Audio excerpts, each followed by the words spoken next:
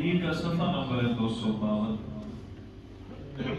قرآن مجید کا صفحہ نمبر ہے 252، سورۃ النحل ہے، آیت نمبر 101 پڑھیں گے، آیت نمبر 101 پڑھیں گے۔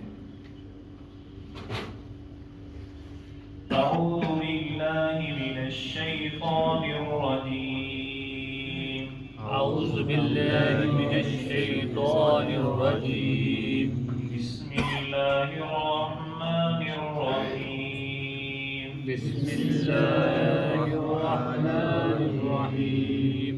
وَإِذَا بدلنا آیَةً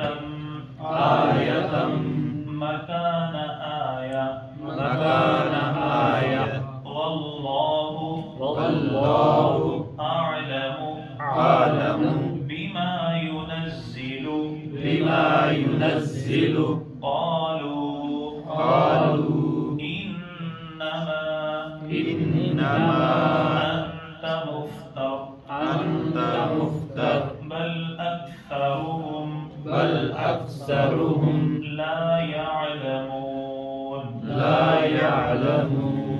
جزاکم اللہ، جزاکم اللہ۔ وَإِذَا بَدَّلْنَا، اور جب ہم بدل دیتے ہیں، تبدیل کرتے ہیں، آیتاً کوئی آیت، مکان آیا کسی آیت کی جگہ، واللہ اعلم، اور اللہ سبحانہ و تعالی خوب جانتے ہیں، بما ينزل، جو کچھ وہ نازل فرماتے ہیں۔ قالوا، تو کافر اور مشرک کہتے ہیں، انما انت مفتر، بے شک اس قرآن مجید کو تو آپ خود بناتے ہیں، بل اکثرهم لا يعلمون، بلکہ اکثر ان کافرین میں سے نہیں جانتے۔ میرے محترم بھائیوں، اس آیت میں اللہ سبحانہ و تعالی اپنے علم کے بارے میں اور اپنے فہم کے بارے میں بیان فرما رہے ہیں۔ یہ اللہ سبحانہ و تعالی کے علم میں ہے کون سا حکم کس وقت رکھنا ہے اور کب اسے تبدیل کرنا ہے، کیونکہ جب پہلے اور جس ماحول میں امام کائنات علیہ السلام کی بعثت ہوئی تھی، وہ دور انتہائی زیادہ کفر اور شرک کا دور تھا، اور ہر گناہ مشرکین مکہ میں عام تھا۔ حکمت اور دانائی کا تقاضا یہ تھا کہ آہستہ آہستہ ان کی اصلاح کی جائے۔ تو اسلام نے سب سے پہلے جو گناہ انسان کو بڑے گناہوں کی طرف لے کر کے جانے والے تھے، ان کی اصلاح فرمائی۔ میں آپ کو ایک مثال دیتا ہوں، آپ پورے مکی دور کو پڑھ کے دیکھ لیں، وہاں پر آپ کو شراب کی حرمت نظر نہیں آئے گی، یہاں تک کہ جب مدینے میں بھی آ گئے تو جو پہلے ایام ہیں وہاں پر آپ کو شراب کی حرمت نظر نہیں آئے گی۔ اسی طریقے کے ساتھ اسلام کے جو ابتدائی دور ہے وہاں پر آپ کو متع بھی نظر آئے گا، وہاں پر گھریلو گدوں کا گوشت کھانا حلال نظر آئے گا۔ آپ اسلام کے ابتدائی دور کو پڑھ کر کے دیکھیں، وہاں پر مسلمان نماز بھی پڑھتے تھے اور آپس میں ایک دوسرے کے ساتھ وہ باتیں بھی کرتے تھے۔ آپ کو اسلام کے ابتدائی دور میں یہ بھی نظر آئے گا کہ اگر کوئی مسلمان صحت مند ہے، تندرست ہے، روزہ رکھنے کو جی نہیں چاہتا، وہ کسی غریب اور مسکین کو کھانا کھلا دیتا، فدیہ دے دیتا، اسے ثواب مل جاتا۔ اسلام کے ابتدائی دور میں اگر کوئی عورت شادی شدہ بے حیائی کر لیتی، اسلام نے کہا اسے کمرے میں بند کر دو یہاں تک کہ اللہ تعالیٰ کا حکم آ جائے، یعنی اسے موت آ جائے۔ اسلام نے ایسے حکم پہلے، لیکن کیا ہوا کہ جب اسلام عام ہو گیا، دلوں میں راسخ ہو گیا، پھر اللہ تعالیٰ نے ان احکامات کو تبدیل فرمایا۔ اب جو مشرکین مکہ تھے ان کا بڑا ایک اعتراض تھا، اور اس وقت بھی اعتراض ہے جو مستشرق قسم کے لوگ ہیں جو قرآن مجید کو نہیں مانتے، وہ کہتے ہیں بھئی کیسا عجیب معاملہ ہے، قرآن مجید میں کہیں پر آتا ہے کہ شراب سے فائدہ حاصل کرو، قرآن مجید میں سورہ نحل میں آتا ہے کہ اس کو اپنے لیے استعمال کر لو، تجارت کر لو، اور سورہ المائدہ میں اللہ تعالیٰ فرماتے ہیں یہ حرام ہے۔ بڑا عجیب قرآن ہے، نعوذ باللہ۔ وہ ایسی ایسی باتیں اس قرآن مجید میں پڑھ کر کے لوگوں کے ذہنوں میں شکوک و شبہات پیدا کرتے ہیں، اور یہاں پر ایک ایمان والے کا امتحان ہوتا ہے۔ ایمان والا کیا کہتا ہے؟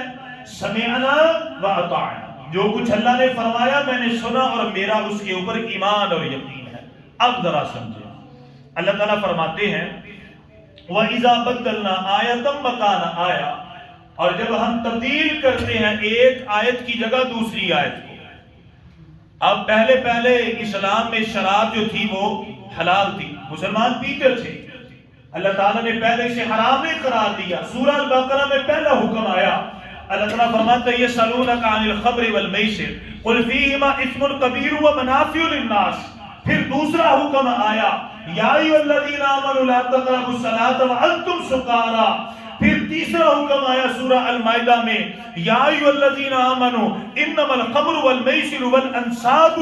اللہ تعالیٰ نے فرمایا یہ شیطانی عمل ہے، شراب سے اپنے آپ کو بچاؤ۔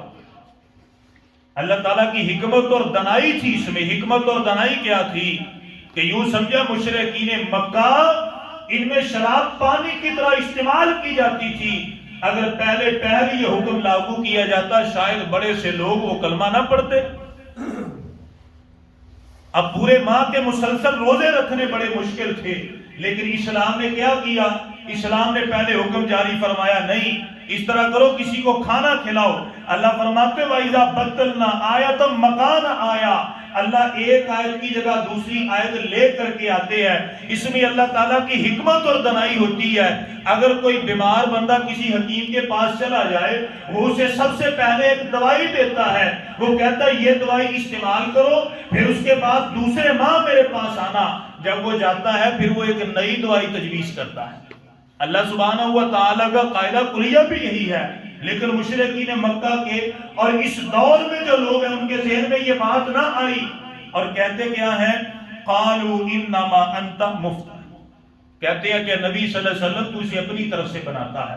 ایک طرف تو اللہ کے نبی پر اعتراض تھا کہ یہ امی نبی ہے، یہ ان پڑھ نبی ہے، اسے پڑھنا نہیں آتا، اور دوسری طرف یہ بھی اعتراض تھا انما انت مفتر، تو اپنی طرف سے بناتا ہے۔ اگر یہ اللہ کا کلام ہوتا تو اللہ تعالیٰ بار بار اس احکام کو تبدیل نہ فرماتے۔ قیامت تک آنے والے تمام احوال کا اللہ تعالیٰ کو علم ہے، کبھی ایک حکم آیا ایک بدلا، پتہ یہ چلتا ہے نعوذ باللہ نبی تو اسے خود بناتا ہے۔ انما انت مفتر، تو اسے کرتا ہے۔ اب اللہ تعالیٰ اپنے نبی کو تسلی دیتے ہیں واللہ اعلم بما ينزل، اے میرے نبی پریشان نہ ہوں، اللہ تعالیٰ زیادہ جانتا ہے کون سی چیز کب نازل کرنی ہے، کب اسے منسوخ کرنا ہے۔ سورہ البقرہ میں اللہ نے فرمایا ما ننسخ من آیت او ننسیها ناتی بخیر منها او مثلها، اے میرے نبی صلی اللہ علیہ وسلم تیرے رب کو زیادہ علم ہے کون سی آیت کو کب منسوخ کرنا ہے یا آپ کو بھلا دینی ہے، اللہ تعالیٰ کے اختیار میں ہے۔